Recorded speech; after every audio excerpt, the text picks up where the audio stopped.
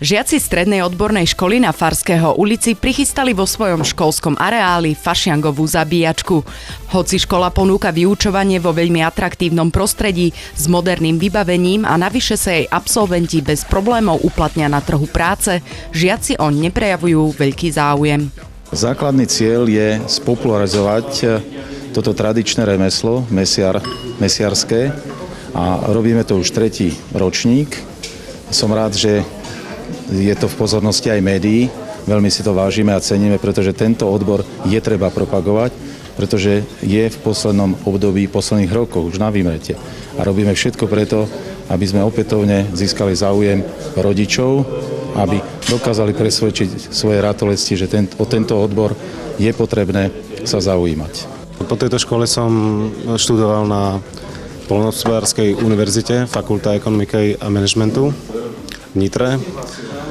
No a začal som podnikať, to bol vždycky môj úspech, môj cieľ podnikať a uplatniť sa na trhu. No a škola mi dala to, že ma naučila pracovné návyky, dala mi proste štart do života, dala mi odbornosť. Hej, a teraz sa to snažím sa školu reprezentovať, robiť jej dobré meno a to uplatniť sa proste na trhu. Stredná odborná škola na Farského ulici je v zriaďovateľskej pôsobnosti Bratislavského samosprávneho kraja. Práve v ňom potravinársky a vinársky priemysel odjakživa prekvital. Málo kto vie, že máme najkvalitnejšiu poľnohospodársku školu v rámci Slovenska v Bratislavskej župe v Ivanke.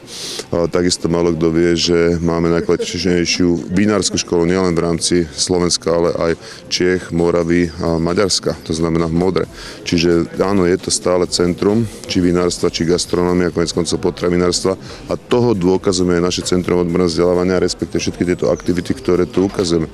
Keď sa porozprávate s majstrami, keď sa porozprávate s učiteľmi, hlavne keď sa porozprávate so žiakmi, tak zistíte, že je to niečo, čo je nesmierne atraktívne, čo je skutočne také, že vyslovene umožňuje siahnuť na tie profesie, ktoré sa považujú za nedostatkové.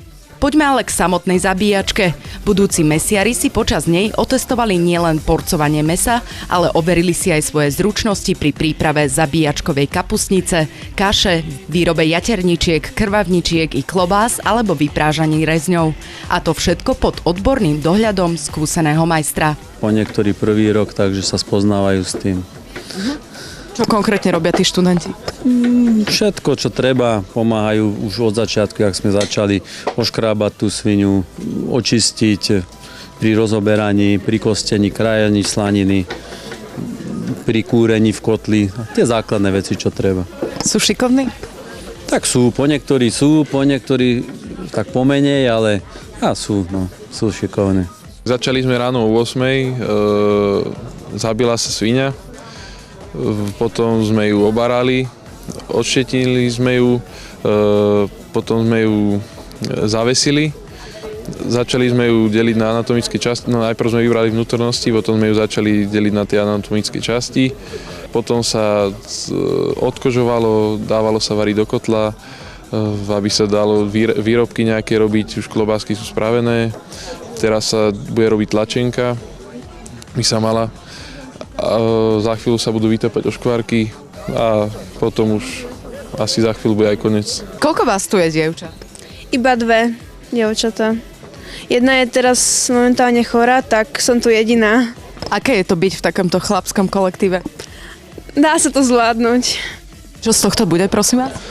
Vlastne bude to varený výrobok tlačenka, ktorá sa skladá z mäsa, koži, vlastne ovaru, z toho, čo sa vyvarí, takže postup je ten, že mäso sa nakrája na kocky, alebo vlastne jak kto si uváži, potom najemno sa narežú, alebo tak aj pomelú kože. Dá sa do toho varená voda z toho, aby vlastne tá tlačenka držala spolu a potom je vlastne hotový výrobok. Ešte sa tam pridávajú koreniny, aby malo to chuť, vôňu a ten výzor.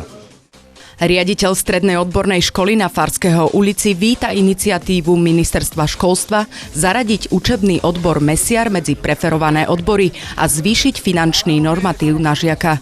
Vďaka tomu sa budú môcť o toto štúdium uchádzať aj deti zo sociálne slabších vrstiev. Martina Činovská, Televízia Bratislava.